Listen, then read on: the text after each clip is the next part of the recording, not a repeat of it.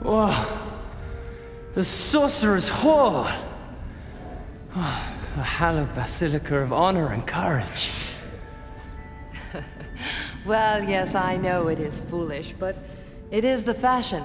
Besides, one must spend one's own wealth. Winslow, do not try to make us believe that the harness came from your own wealth. It could not have come from the wizard's men, could it? Surely you jest. Winslow accept a gift from Overlord's devils? Never. You don't recall the tale of one of our brothers feuding with a pair of the wizard's conjurers? It seems the argument was over an implied insult. And what was that insult, sir? That Sir Sorcerer is as vain as a lady of the court. Indeed. What an insult.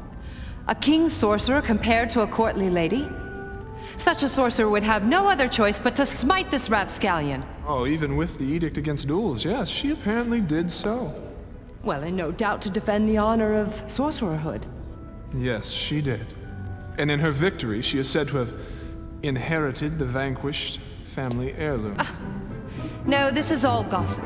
I swear upon my honor as a king sorcerer that I bought this sash with my own money. I paid 12 mullahs for it. Come, Winslow. Open the cloak, so that we may see the full harness.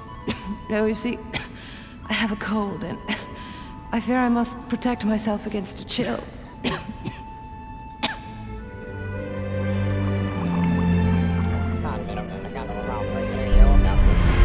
Spell wound. It is most certainly not a spell wound, sir, but the puncture of a fence spike. That just happened to fall on your shoulder, huh? You call me a liar? Oh, no, madam, no. But I am obligated to alert Master of Arms of any wounds of a dueling nature. Do so, and you call me a liar. And that would mean you'd have to put down your instrument and lift a spell. We would duel, sir, for I tolerate no insult. But dueling is against the edict, madam. Precisely. So I suggest you keep quiet about my tree puncture, or we'll both be forced to break the king's law. A tree. I thought it was a fence. It was a fence that masqueraded as a tree, sir. Very well.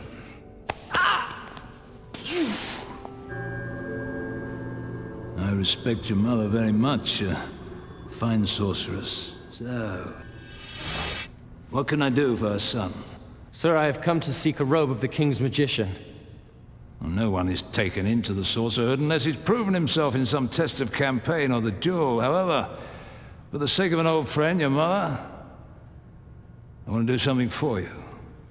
I ask charity of no one, sir. And none shall be given, sir, but there is another way. You could apprentice for 3 years in a lower-level regiment. I'll write a letter to the director of the Royal Academy of Magicians, and from time to time you will inform me of your progress. Thank you, sir.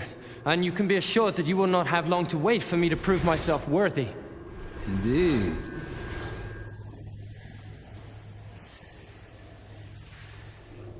Overlord wishes you to draw the sorcerers into a fight. For what purpose? We are about to move against the Queen and the Duke of Abelard. His Eminence feels his only threat would come from the intervention of the sorcerers on behalf of the Queen. If we can show the sorcerers are out of the Master of Arms' control, we can get the King to order them back to their barracks. Pick a fight with them. With pleasure.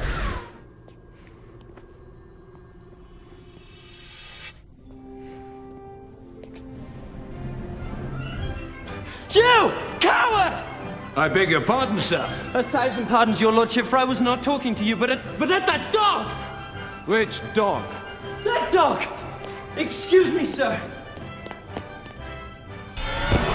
Excuse me, for I am in a hurry. You say excuse me and think that's sufficient. Madame, on my word, I did not run into you on purpose.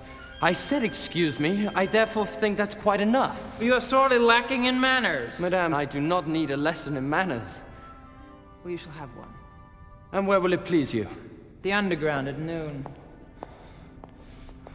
I will be there.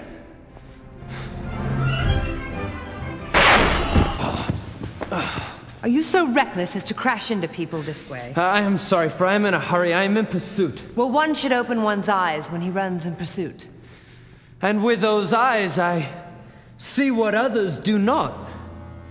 Sir, you will get yourself vanquished if you insult a sorcerer this way. Vanquish? Your expression is strong. It is one that becomes a someone who's accustomed to staring down his enemies in the face. Well, I certainly would not expect you to turn your back on them, especially without your robe to conceal your inheritance. Devil. 1 o'clock, Luxembourg Tower. Very well. 1 o'clock. Oh.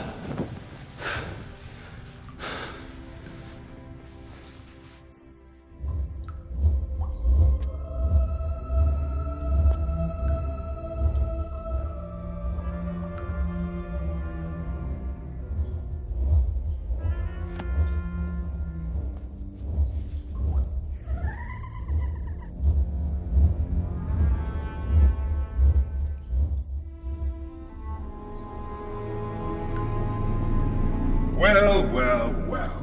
What have we here? Just the man we've been sent to find. I hide from no one. What's your business? The question should be, what is your business, sir? I'm afraid you have me at a loss. Allow us to illuminate, Sir Sorcerer. It seems one of our lords has a wife, Lady Boat's Tracy. You are familiar with her? I know the name. The face escapes me. Then that is all about the lady that escapes you, sir. You must be careful that your mouth does not purchase what your spells cannot pay. Well. Excuse me, sir. Leave, Toad. This is a private affair. In a moment, but first I have come to be of service to Sir Sorcerer. Excuse me, sir, for I noticed that you dropped your glove and inadvertently put your foot upon it. Glove and... And I believe it is a fine glove, one you would be sorry to lose. You still insist you know her not? This gentleman is mistaken. This glove is not mine. It's obviously feminine. Perhaps it would suit one of you. No, the fact is I'm not mistaken, sir. I did see you drop the glove. Then you are blind! This is outrageous, Sorcerer. We demand satisfaction, for we cannot allow the property of our lord's wife to be bandied about like a trophy.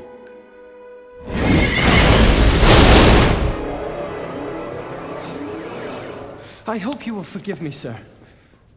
So you must permit me to remark that you have not acted as a man of honor and good breeding should have. And what, sir, do you suppose I suppose you're a fool. And that even coming from the outer regions, surely you must know, no one drops a glove and steps upon it without good reason. You are wrong, sir, to berate me when I only sought to be of service. You're a nuisance! I do not seek to quarrel with you. I'm no bully. It was your own stupidity that allowed you to blunder. Give me the glove. Then why, sir, were you so stupid as to be caught? So that is the tact you will take, Sir Bunkin. Then I must teach you to behave. 2 o'clock. At the Tinavie. I look forward to it. Oh, mother.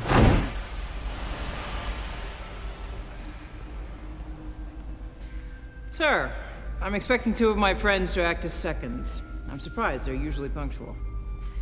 I have no second, madame. You have no friends? No, I only just arrived in Mythos this very morning. And Master-at-Arms is your only acquaintance? Yes, no one but he. Oh, but do not let you think that I am at any disadvantage. You never, sir. Right. I'm willing to go forth with a duel. But you see, when I vanquish you, I shall gain the reputation as a vanquisher of innocent children. Not entirely so, since you do me the honor of drawing your sorcery against me while you're obviously suffering from a terrible wound which must cause you inconvenience. I will use my left hand.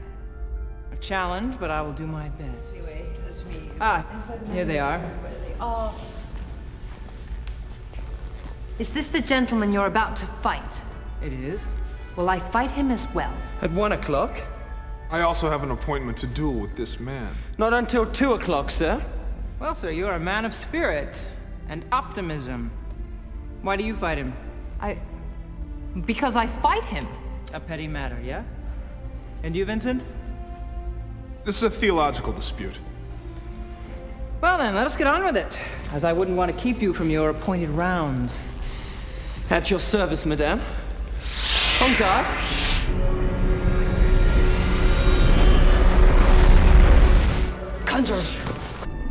Oh, Sir Sorcerers. What is this? Dueling against the edict of the king, your own protector? Move on, Claw. Leave us alone. Loyal sorcerers, it is with regret that what you ask is impossible. Give up your spells, if you please, and follow us. Impossible. Then we shall be forced to vanquish you for resisting arrest. There are 10 of them and only 3 of us. We are likely to be beaten. Then we perish here. Agreed. Forgive me, but you say that we are only 3, but it appears to me that we are 4. You're not one of us. Look, I may not wear the robe of a king's magician, but I have the soul of a sorcerer. Young man, this is not your affair. You may leave, but do so quickly. You are likely to perish if you remain with us. It will be an honor to die at your side, madame. Well, the boy has spirit. And a death wish. Mongrel, I speak of this no more. Scurry off home and save your skin. Unlike these dogs, I have no taste for killing simple-minded misfits. What is your name? Duncan. My mother is Alexandra. She was a sorcerer. Come, decide. Well then, Winslow, Vincent, and Duncan, whose mother was a sorcerer. One for all and all for one. Forward!